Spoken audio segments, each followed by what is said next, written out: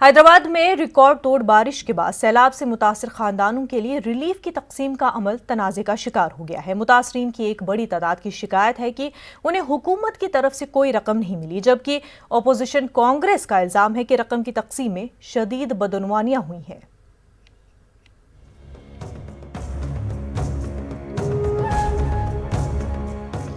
हैदराबाद में गुज़िश्ता महीने हुए बारिश के बाद सैलाब से मुतासरा इलाका उमर कॉलोनी की ये खवातीन अपने मोहल्ले और गली में आए हर मोटर गाड़ी की आवाज़ पर घर से इस उम्मीद पर बाहर निकल आती हैं कि शायद कोई उनके लिए वो राहत ले आए जिसका तेलंगाना हुकूमत ने ऐलान किया था। हुकूमत तेलंगाना ने सैलाब से मुतासरा हर खानदान को फौरी इमदाद के तौर पर 10,000 रुपए इमदाद का ऐलान किया था। मिल रहे हैं पैसे, मगर ऐसा नहीं कि वो लीडर दे रहे हैं अपने अपने पहचानत वालों को, उनको दे रहे हैं पैसे। अब हम जिसकी वाकई ज़रूरत है उनको पैसे तो मिल रहे नहीं, और मिल देते बल्कि आधार कार्ड हम वो ये ले रहे हैं मगर दे रहे नहीं। सही में मदद करना चाह रहे हैं हम, जो बारिश से मुतासर हुए, जो नहीं हुए, जो गरीब आवाम है उनको देना चाह रहे हैं अब सही तरीके से। तो हमारे जो गरीब के लिए अकाउंट खोले थे, ज़ीरो बैलेंस अकाउंट, उसमें डालिए पैसे। नहीं, कुछ नहीं, क्या नहीं, कहीं की भी मदद नहीं हुई यहाँ पर। 6 महीने छुआ में पूरा घर में घुस गया पानी, दीवार टूट गई, टीन तड़क गई। हाँ, कुछ भी आप मदद करो। सैलाब के सबसे ज्यादा मुतासरा हैदराबाद के मज़ाफात में वाक़ इलाका उस्मान नगर की ये तस्वीर है। यहाँ पानी अभी भी मौजूद है। यहाँ से न तो पानी की निकासी का इंतजाम किया गया और न ही उन्हें वादे के मुताबिक हुकूमत से कोई रिलीफ वसूल हुई। लाइन में ठहर रहे हैं, हम लोग चल जा रहे हैं, 1 रुपया भी नहीं मिला। हम रिश्तेदारों के घर में जाकर रहे, कितने दिन जाके रहेंगे बोलिए आप लोग।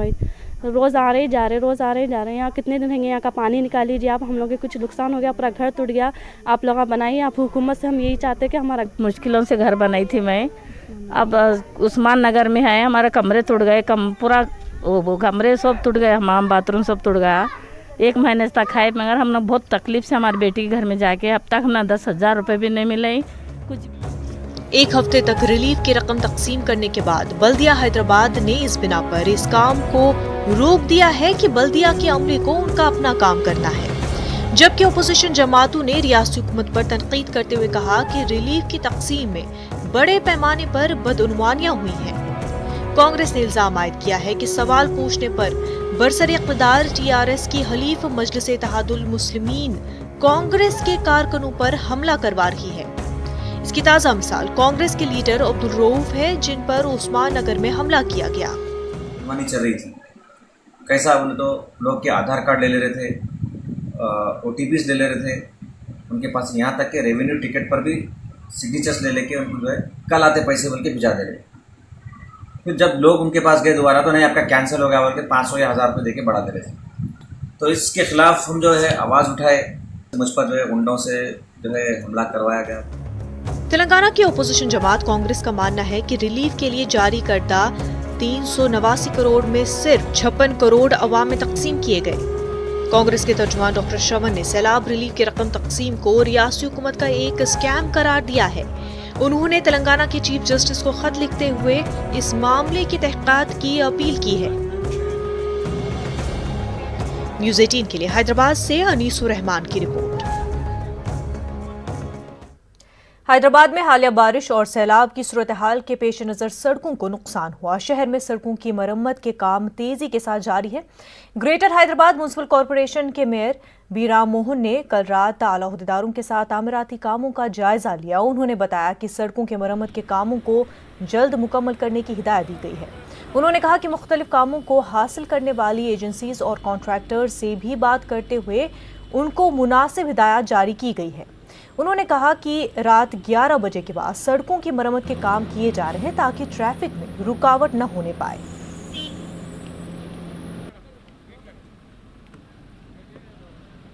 11 తర్వాతనే మనకు ఈ రోడ్లు లేయింగ్ చేసే పర్మిషన్ కూడా ఉంటుంది కాబట్టి మరి ఆ ట్రాఫిక్ నిబంధనల ప్రకారం రాత్రి 11:30 మరి ఉదయం 6 వరకు మరి పూర్తి చేసే విధంగా జరుగుతున్న పనుల నాణ్యత, దానికి సంబంధించిన క్యామరింగ్, దాని యొక్క మెటీరియల్, మరి దాని భద్రత ఇవన్నీ కూడా ఎలా ఉన్నాయన్న దాంట్లో మరి వర్షం నడుస్తున్నప్పుడు ఈ రోడ్లు వేయాలంటే కొంత ఇబ్బందికరంగా ఉంటుంది. వేసిన రోడ్లు కూడా లేయింగ్ కూడా ఎమ్మటే పోతాయి కాబట్టి మరి దాన్ని వర్షం మరి గత 4-5 రోజుల కాంచి వర్షం కూడా మొత్తం పూర్తిగా బంద్ అయింది. కాబట్టి మరమ్మతు పనులన్నీ కూడా వేగవంతం చేసి హైదరాబాద్ నగర రోడ్లు మళ్ళీ మరి పునరుద్ధరణ చేసుకుంటూ ఎక్కడ ఇబ్బంది లేకుండా సాఫీగా ప్రయాణం సాగడానికి మరి జిహెచ్ఎంసీ ప్రయత్నం చేస్తుంది. तेलंगाना के वजीर आईटी के तारक रामाराव ने नाइट फ्रैंक इंडिया की रिसर्च रिपोर्ट जारी की है। इस रिपोर्ट में हैदराबाद को कामकाज के मामले में एक और एजाज हासिल हुआ है। हैदराबाद को मुल्क के अहम तरीन शहरों में शुमार किया है। केटीआर ने कहा कि हैदराबाद को मुल्क का नंबर 1 शहर बनाने के इकदाम किए जा रहे हैं। शहर में पानी की निकासी के लिए नाला डेवलपमेंट का काम शुरू किया गया है। पब्लिक ट्रांसपोर्ट सिस्टम को मजीद बेहतर किया जा रहा है।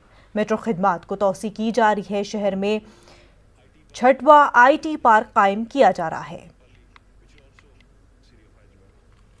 That you're in India and Hyderabad, and if you just look around, you might even think that this could be any part of the world, any developed nation in the world as well. That's how this place has been shaping up. The last 6 years, we've jumped from 6th spot to 2nd spot in the country, and I do believe we are not happy. In fact, I am not happy being number 2. We definitely want to be the number 1 in the country, and I do believe that with the support of wonderful partners like Knight Frank, we will surely get there in days to come. Nala development program or stormwater drain development program as well, which will plan for future cloudbursts and future climate uncertainties as well, which should also ensure that the city's livability rank should remain where it is, right on top. Several bridges and other things that were built as part of the strategic road development program. But I think the key to any city's success really is in ensuring that public transportation, robust public transportation, is provided to our citizens. We are going to expand metro. We are also going to come out with an elevated bus rapid transport system which will connect this western part of Hyderabad primarily where there is heavy congestion. And we've also brought in a policy called as the GRID, the growth in dispersion policy, as part of which in fact we have approved 5 IT parks in Uppal and Nagol and LV Nagar area. And I'm also going to soon in fact lay the foundation for another IT park in the northern part of Hyderabad in Kompalli, which will also, again, should also allow the city to grow in dispersion. In fact, integrated township policy envisions decongesting the core city of Hyderabad, offering more benefits to the real estate developers so that they can develop more and more satellite townships and counter magnets all around the outer ring road, outside of outer ring road, about 5 kilometers outside of outer ring road. This should again promote the live, work, learn, play kind of self-contained township mode wherein people necessarily do not have to travel inside of the city. Telangana के वजीर पंचायत राज ई दयाकर राव ने मरकजी हुकूमत पर तेलंगाना को नजरअंदाज करने का इल्जाम लगाया है। उन्होंने बताया कि मरकजी हुकूमत ने जल जीवन स्कीम के तहत तेलंगाना को फंड्स जारी नहीं करके गुजरात और उत्तर प्रदेश को फंड्स जारी किए। उन्होंने मरकज पर तेलंगाना से नाइंसाफी करने का इल्जाम लगाया है। उन्होंने बताया कि मरकजी हुकूमत ने तेलंगाना के मिशन भगीरथा प्रोग्राम की सताइश की थी, लेकिन इस प्रोग्राम के लिए फंड्स तलब करने पर रियासत को नजरअंदाज किया गया। ఆయన చేయమని కూడా చాలా సందర్భాలు రిక్వెస్ట్ చేసినాం, ₹1 ఇయ్యలే. ఇయ్యకుండా వేరే రాష్ట్రాలకు ఇచ్చింది.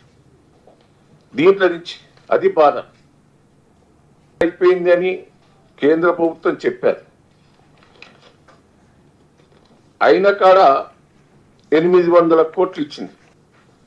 యూపీలో మొదలుపెట్టిన కాడ 2000 కోట్లు ఇచ్చింది. ఉత్తరప్రదేశ్లో 883 కోట్లు జలజీవన శక్తి కింద గుజరాత్లు ఇచ్చారు. మరి పూర్తి అయిన కాడ మీరెందుకు ఇచ్చారు? 10 ఏళ్ల కిందనే పూర్తి అయిందని మీరు రిపోర్ట్ ఇచ్చారు. మాకు 60% అయిందన్న దానికాడ మీరు ₹1 ఎందుకు ఇవ్వలేదు? ఎంత పార్షాలిటీ చూపెట్టారు? ఉత్తరప్రదేశ్ లాంటి రాష్ట్రంలో 5% పనులు కాలే, 5% పనులు కాలే. ఆడ 2550 కోట్లు ఆడ ఇచ్చారు జలజీవన శక్తినిచ్చి. तेलंगाना कांग्रेस कमेटी के इंचार्ज की जेर क़यादत गांधी भवन में तेलंगाना प्रदेश कांग्रेस की कोर कमेटी का इजलास मुनक़िद किया गया।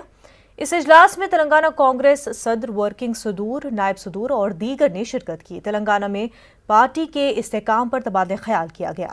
मरकज़ के ज़रिए क़वानीन के खिलाफ एहतजाज करने और साथ ही मरकजी और रियासती हुकूमतों की नाकामियों को अवाम में उजागर करने पर गौर किया गया। आंध्र प्रदेश कांग्रेस कमेटी के कारगुजार सदर और साबिक रुकन असेंबली गुंटूर शेख मस्तान वली के इकलौते फर्जंद 22 साला शेख शाहरुख का सड़क हादसे में इंतकाल हो गया। बताया जाता है कि शेख शाहरुख अपने एक दोस्त शेख फयाज के साथ गुंटूर से बाइक पर हैदराबाद आ रहे थे कि मुंगेर जिले के चोटोप्पल के पास एक कार ने उनकी बाइक को टक्कर दे दी, जिसके नतीजे में शेख शाहरुख की मौके पर मौत हो गई, जबकि फयाज जख्मी हो गए हैं, जिन्हें अस्पताल मुंतकिल कर दिया गया। शेख मस्तान वली मुंगेर पहुंचे। पुलिस ने मामला दर्ज कर लिया है। शेख मस्तान वली को कांग्रेस लीडरों ने इजहार ताज़ियत किया।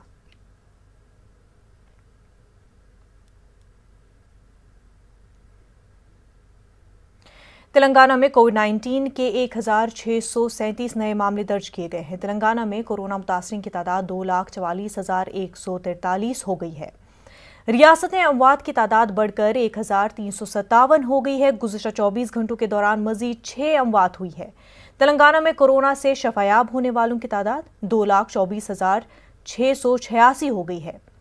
बहैसियत मजमूई 44.40 लाख नमूनों की जांच की गई है। GHMC हदूद में 292 ताज़ा कोरोना के पॉजिटिव मामले सामने आए हैं। इसी तरह जिला रंगारेड्डी में 136, मिर्चल मलकाजगिरी में 129, नलगुंडा में 101 और बाकी मामले रियासत के दीगर अजला में दर्ज किए गए हैं।